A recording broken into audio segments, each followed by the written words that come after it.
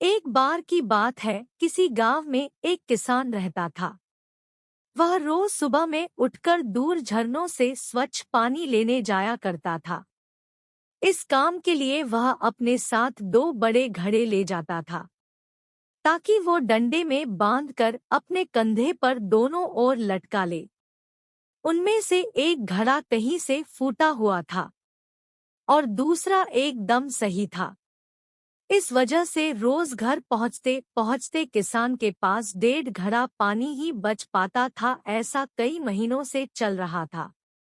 सही घड़े को इस बात का घमंड था कि वो पूरा का पूरा पानी घर पहुंचाता है और उसके अंदर कोई कमी नहीं है। वहीं दूसरी तरफ फूटा घड़ा इस बात से शर्मिंदा रहता था कि वो आधा पानी ही घर तक पहुंचा पाता है और किसान की मेहनत बेकार चली जाती है।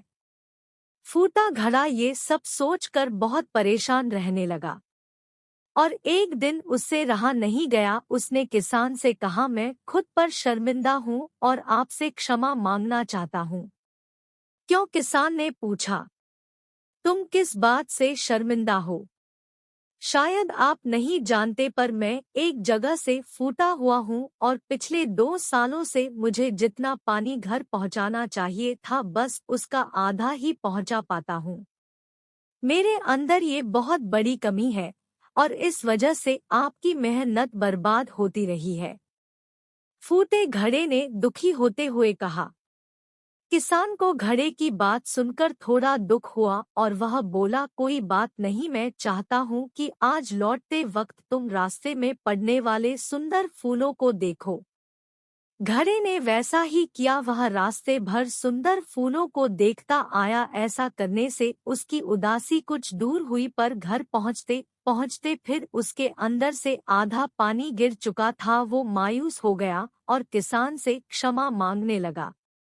किसान बोला, शायद तुमने ध्यान नहीं दिया, पूरे रास्ते में जितने भी फूल थे वो बस तुम्हारी तरफ ही थे, सही घड़े की तरफ एक भी फूल नहीं था।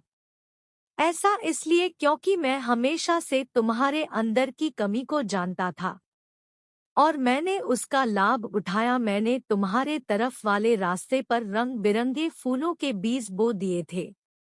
तुम रोज थोड़ा थोड़ा करके उन्हें सींचते रहे और पूरे रास्ते को इतना खूबसूरत बना दिया। आज तुम्हारी वजह से ही मैं इन फूलों को भगवान को अर्पित कर पाता हूँ और अपना घर सुंदर बना पाता हूँ। तुम ही सोचो, अगर तुम जैसे हो वैसे नहीं होते तो भला क्या मैं ये सब कुछ कर पाता। उस किसान की बात को सुनकर फूटा हुआ घड़ा काफी प्रसन्न हुआ। अब उसे पता चल गया था कि उसकी कमी अब कमी न रहकर उसकी उस रास्ते के लिए वरदान बन गया है। दोस्तों, हम सभी के अंदर कोई ना कोई कमी होती है, पर यही कमियां हमें अनोखा बनाती है।